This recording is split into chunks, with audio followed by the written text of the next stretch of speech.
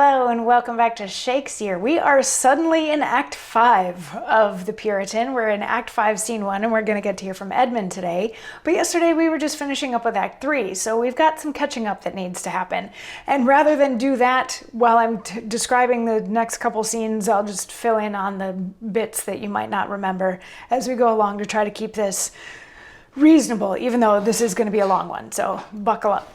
So in Act 4, Scene 1, we've got a scene between Penny Dub and Moll. And remember, she wants to marry him. They've been flirting. They've been doing all this, blah, blah, blah, blah, blah. But the fortune teller said that she's supposed to not get married. She's also going to be struck dumb, and she's terrified of that. So she's apparently told him that she can't marry him. And he's like, you can't jerk me around like this. And she's like, trust me, I want to marry you. But the fortune teller said, and if I break the promise, then my dad's stuck in purgatory. And he's like, well, that's kind of too bad, because I rode all the way out here to tell you that my dad was dead. So now I've inherited all of his lands, and I'll be able to treat you like a proper lady when we get married. And they start sort of fantasizing about what their life's going to be and what kind of horses they're going to have and how many footmen she's going to have and stuff like that. And she's like, you know what? Future be damned, I'm going to marry you anyway. Let's go do that. So they exit, and that's the end of the scene. It's a short one. Act 4, Scene 2 is a much, much longer scene, and we're in a room in Lady Plus's house, and she comes in with Frank and Frailty, and she asks where Godfrey is, and Frailty's like, oh, he's having breakfast with a conjurer in the next room, and Lady Plus is like, a conjurer? Does he have dark hair and a dark beard? No, isn't all this very exciting? But then Sir Oliver Muckhill and Sir Andrew Tipstaff enter, and remember, these are the two suitors for Lady Plus and for Frank. And she's like, I told you to not come back yet. You're supposed to give me some space because my husband wasn't dead yet.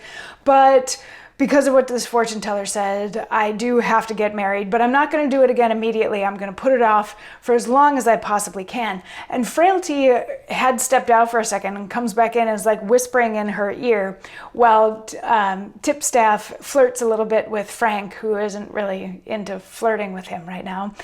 And then Lady Plus is like, wait a second, they're going to do their conjuring here? I got to get rid of these guys. So she asks the suitors if they will go hang out in the garden for a little while, and they do.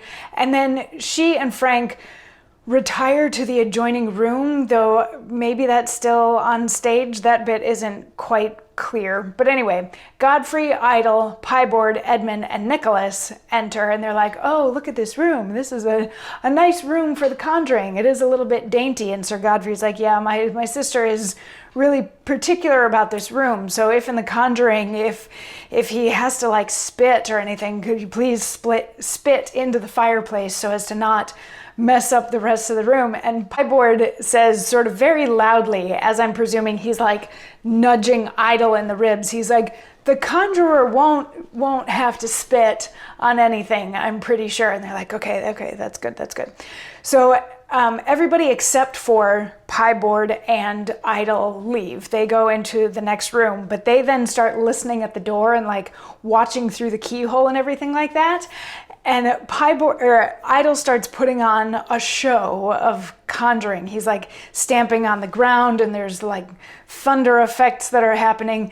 But he and George are laughing about it the whole time. They're like, I can barely keep a straight face as I'm doing this. Do you think they're buying it? So they're having a high old time while they're doing it.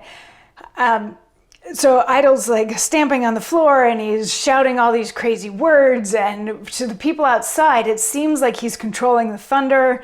And after a little bit of this goes on, Pieboard pretends to appear as the devil, so probably changes his voice a little bit, and he's like, what can I do for you? Which freaks Godfrey out, who's been listening at the door. And Pieboard and Idle are really laughing about it at this point, so they decide they're just gonna take 5, and they chat for a minute about how well everything's going and how well this conjuring is going and how they think they're really buying it. But then they're like, all right, we should probably get back to it now. So Pieboard sort of shrinks back, and Idle is like, okay, everybody else can come into the room.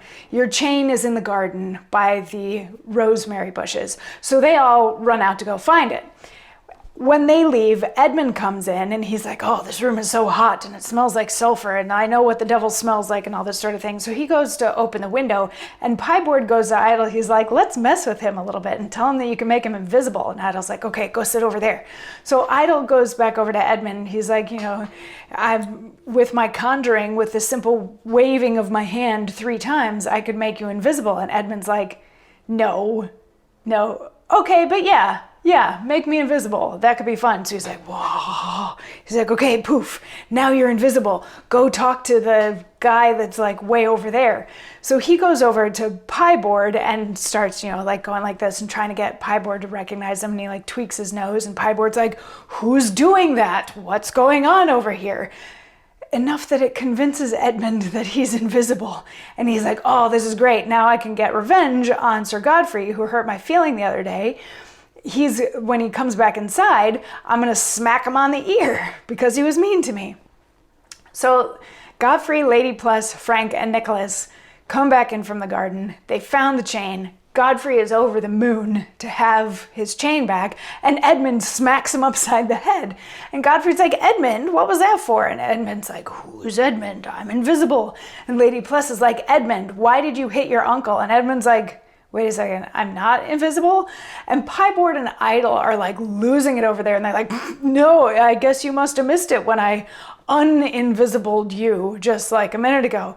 So Edmund's like, sorry that I hit you, but then he kind of goes off to the side. He's like, I'll get him back later.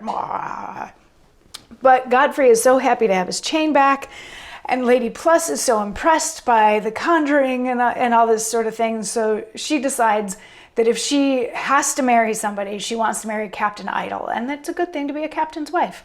So that's the decision that she makes. But then Frailty comes running back in and says, hey, there's like people outside and somebody's being taken to be buried and somebody's being taken to be hanged. And they're like, oh, that's probably Corporal Oath and Skirmish. So like, let's go outside and see what's going on. Pieboard's like, all right, it's time for me to go wake him up. Because remember, part of the scamming Lady Plus thing was that Corporal Oath and Skirmish staged a fight outside of her place. And Skirmish injured Oath. And then Pieboard gave Oath like a sleeping potion that would make it look like he was dead. So then Skirmish got arrested and all this sort of thing. And Pieboard's like, okay, it's time to go wake him up. So that scene wraps up.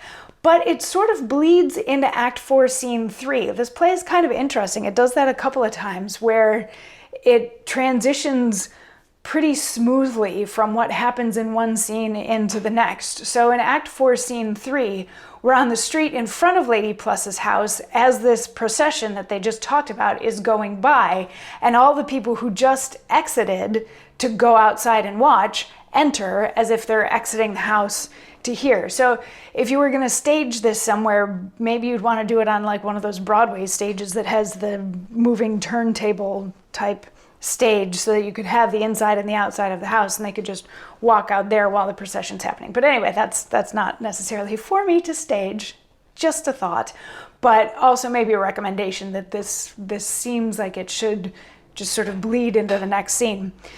So the procession is going by and they all enter from the house, and Pieboard goes over to Skirmish. Skirmish is like, where have you been? And Pieboard's like, just play along, just play along. So he says to the sheriff, he's like, so this man killed the man that's in the coffin, yeah? But if the man in the coffin was cured and restored to full health, then this guy could go free, right? And the sheriff's like, yeah, well, that's kind of a dumb question, but yeah, I guess if that guy's not dead, we can't arrest this guy for killing him, so that makes sense. And Pieboard is like, set down the coffin.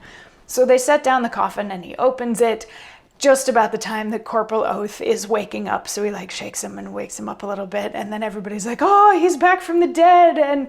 And this scholar is a magical man who brought him back from the dead. So some of them take pity on Oath. Some of them are like, I'm not touching a ghost man. But they decide that they'll take him inside to get him some food and some water. And Godfrey's like, we have so much to celebrate. And everybody except for Frances goes inside. And she's like, you know what? It's like 4 lines, so not long enough for this. But she's like, you know what? If I have to marry somebody, I want to marry that scholar, meaning Pieboard. And that's the end of that scene.